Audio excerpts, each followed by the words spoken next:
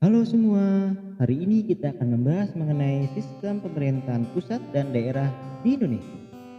Tahukah teman bahwa pemerintahan itu mempunyai dua makna, yaitu pemerintahan dalam arti sempit dan pemerintahan dalam arti luas.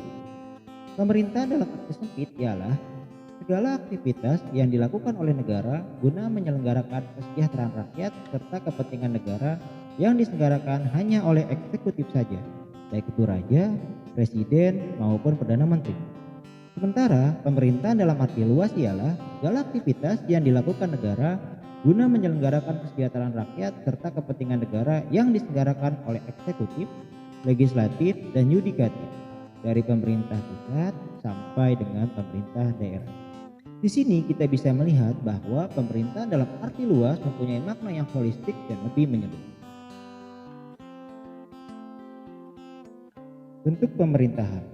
Dalam sistem ketatanegaraan modern, bentuk pemerintahan yang lazim dijalankan oleh negara-negara di dunia adalah monarki dan republik.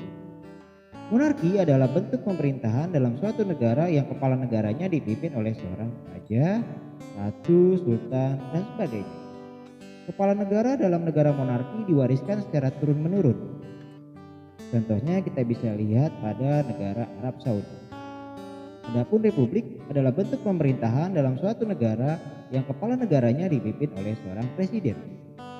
Presiden menjabat sebagai kepala negara tidak berdasarkan keturunan yang diwariskan secara turun-menurun, tetapi dipilih langsung oleh rakyat maupun dipilih oleh suatu lembaga yang diberi kewenangan untuk menyelenggarakan pemilihan presiden. Saat ini sistem pemerintahan yang banyak dianut oleh negara-negara di dunia adalah sistem pemerintahan presidensial dan sistem pemerintahan parlementer. Indonesia pernah mengalami sistem pemerintahan presidensial dan parlementer. Pada sistem pemerintahan menurut Undang-Undang 1945 yang berlaku 18 Agustus sampai 27 Desember menggunakan presidensial. Sementara sistem pemerintahan menurut Konstitusi RIS merupakan parlementer. Masih berlaku RIS yaitu Undang-Undang Dasar 1945 UUDS, sementara ini masih menggunakan parlementer. Dan munculnya dekret presiden 5 Juli 1959 mengakhiri parlementer kembali ke presidensial.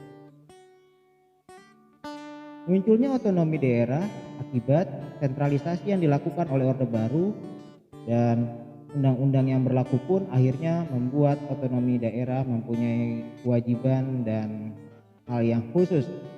Ada 3 konsep yang harus dipahami dan dimengerti mengenai otonomi daerah, yaitu desentralisasi, dekonsentrasi, dan tugas pembantuan.